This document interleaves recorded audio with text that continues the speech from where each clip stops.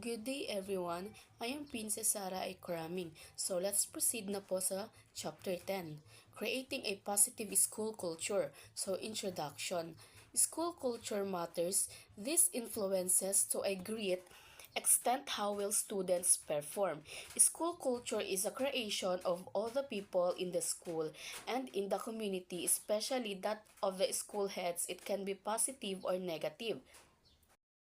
So, sinasabi po doon na mahalaga daw po ang kultura, mahalaga daw po ang kultura o kapaligiran sa paaralan.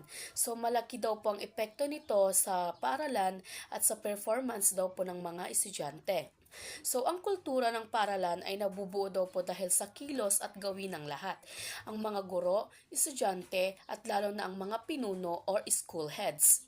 Maaari itong maging positibo or negatibo daw po. So, kung maganda ang kultura, nakakatulong ito sa pagkatuto.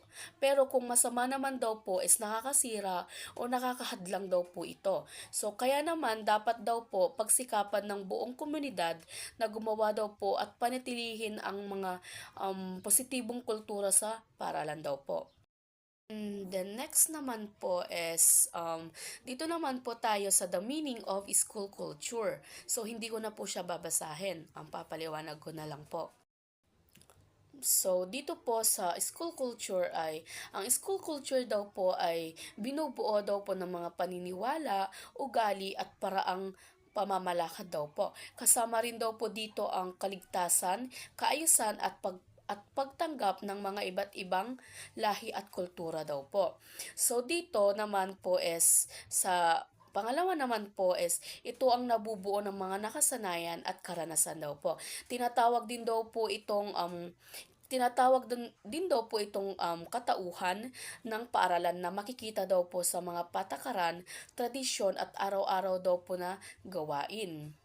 And lastly po is next proceed naman po tayo sa culture as a social construct daw po.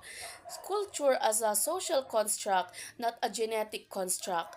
This means that school culture is therefore something that we do inherit or pass through the genes.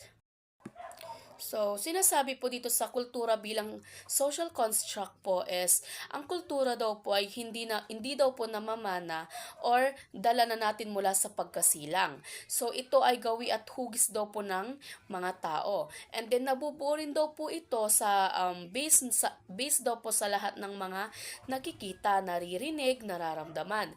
At pakikisalamuha daw po sa loob daw po ng paaralan. So, ito ang resulta ng pagtutulungan daw po ito daw po yung results ng pagtutulungan daw po ng principal, guro, magulang, empleyado daw po at estudyante at mga komunidad. So, ayun lang po. Maraming salamat.